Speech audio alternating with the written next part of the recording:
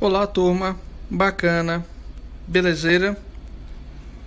Nesse mês, iremos dar continuidade ao tópico anterior, equilíbrio químico. Só que no mês anterior, nós vimos o equilíbrio químico de um modo em geral, o equilíbrio químico nas reações de um modo em geral. A partir desse mês, a gente vai ver e se atentar ao equilíbrio químico envolvendo substâncias ácidas e básicas, chamado equilíbrio em meio aquoso. Esse tópico, tá? A gente chama de equilíbrio em meio aquoso. Vai se tratar do equilíbrio em meio ácido e em meio básico.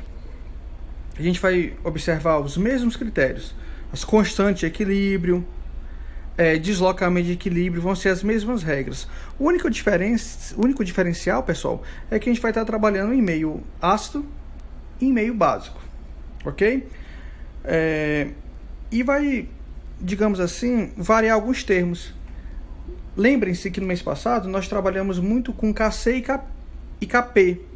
O Kc, constante equilíbrio em termos das concentrações, o Kc, e o Kp, constante equilíbrio em termos das pressões parciais. Aqui a gente vai lidar também com constante de equilíbrio.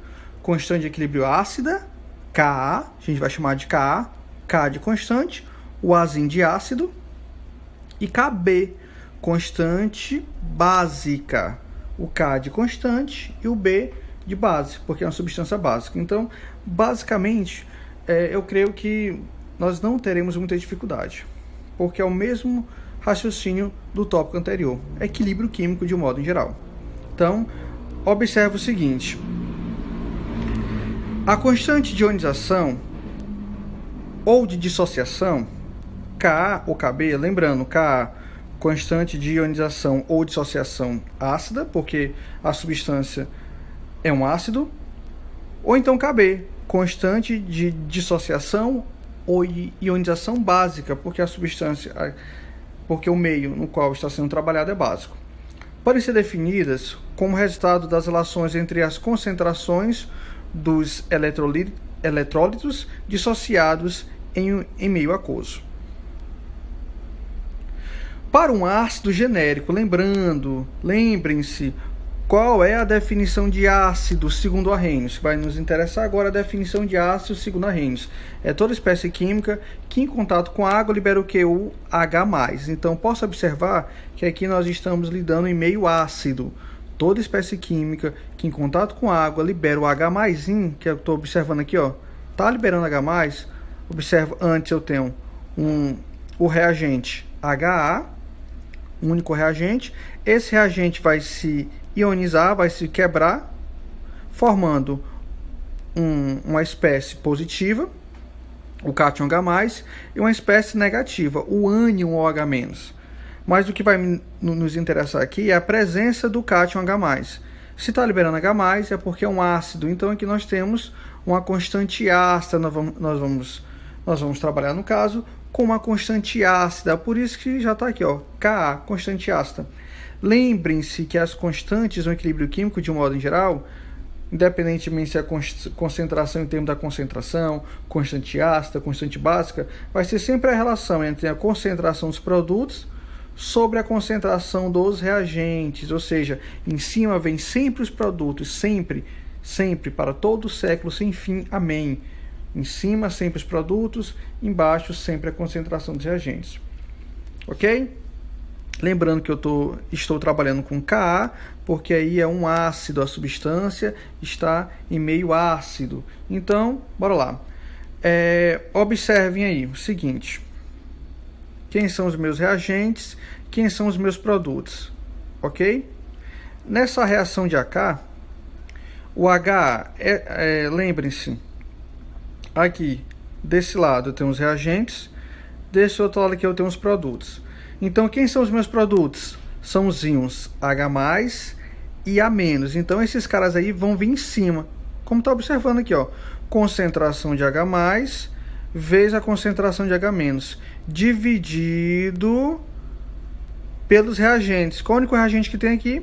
HA. Então, tá aí, simples assim.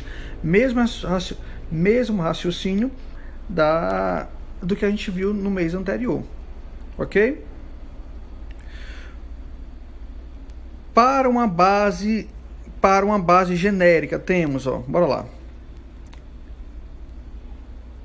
Para recapitular, é bom a gente salientar e saber a questão de uma base. O que é que identifica uma base segundo a visão de Arrhenius? É toda espécie química que libera o OH-, o íon hidróxido, o OH-. O ácido libera H+. A base libera o OH-. Beleza? Então aqui nós estamos trabalhando em meio básico. Por isso que eu estou trabalhando com a constante básica, Kb. Mesmo raciocínio. Qual a expressão da constante básica, no caso de Kb? Em cima vem os produtos, embaixo vem os reagentes. Simples. Quem são os meus produtos aí? São os íons B+, e OH-. Então esses caras aí vêm em cima. Em cima, ok? E embaixo vem um reagente, no caso aí, BOH. Ok? Beleza, adiante. Como já aprendemos, existe um parâmetro que podemos aplicar para definir a força de um ácido, que é o grau de ionização, ou então também chamado de o grau de equilíbrio iônico. Esse grau de ionização, ou grau de equilíbrio iônico, representado pela letra grega alfa, ele serve para medir a força de um ácido, ok? Esse alfa, ele é expresso da seguinte maneira: número de íons dissociados sobre o número de íons total.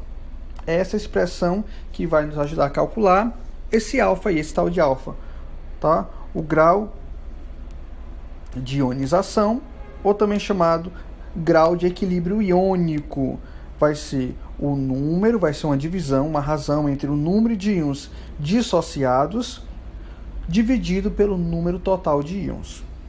Beleza? Vamos supor que um determinado recipiente, eu vou botar 100 moléculas. 100 moléculas.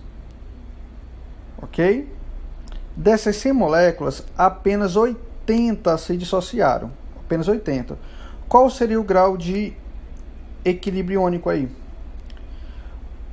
Número de íons dissociados, só 80. 80. Número total que foi posto, 100. Então vai ficar o quê? 80 por 100. Cortando 0, vai ficar 8 por 10. Alfa igual a 0,8. Geralmente, alfa é trabalhado em porcentagem. Então, se eu for pegar esse 0,8 e transformar em porcentagem, vou multiplicar por 100. Avançando duas casas decimais, vai ficar o quê? 80%. Então, o grau de equilíbrio iônico aí seria o quê? 80%. Ou então, o grau de dissociação. Beleza? Ok? Adiante. Portanto, temos dois fatores que informam a força de um ácido. Sendo este o valor de sua constante ácida, o Ka, ou então o seu alfa, o seu grau de equilíbrio iônico, então o seu grau de dissociação. Nessa linha de raciocínio, relacionando a constante ácida e o grau de ionização, foi nessa onda de raciocínio aí, nessa levada, que o cientista Ostwald, um químico de origem russo-germânica, relacionou esses dois parâmetros. Relacionou esses dois parâmetros em uma única expressão matemática. Ok? Essa união desses dois parâmetros em uma única expressão matemática foi chamada de Lei da Diluição de Ostwald. Ok?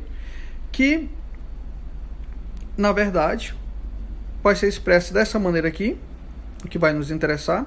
Essas expressões anteriores é só explicando como a gente chega a ela, mas a expressão mesmo oficial que vai nos interessar é sabendo aqui, ó. Tá? Lei da diluição de Ostwald. O Ka seria igual a o grau de dissociação, ou o grau de equilíbrio iônico elevado ao quadrado, vezes a molaridade, dividido pela diferença 1 menos o alfa. Só que muitas vezes, pessoal, nós trabalhamos com eletrólitos fracos, ou seja, com ácidos de caráter fraco. Na maioria das questões que a gente vai trabalhar com eletrólitos fracos. Ah, professor de química, o que é um eletrólito fraco? É um ácido fraco, um ácido de baixo caráter, ácido no caso, baixo nível de acidez. Para a gente considerar um ácido fraco ele tem que ter um alfa menor do que 5%. Ok? Aquele alfa que nós calculamos lá, lembra anteriormente que é de 80%? Olha aí, 80%. É um ácido forte, não é não?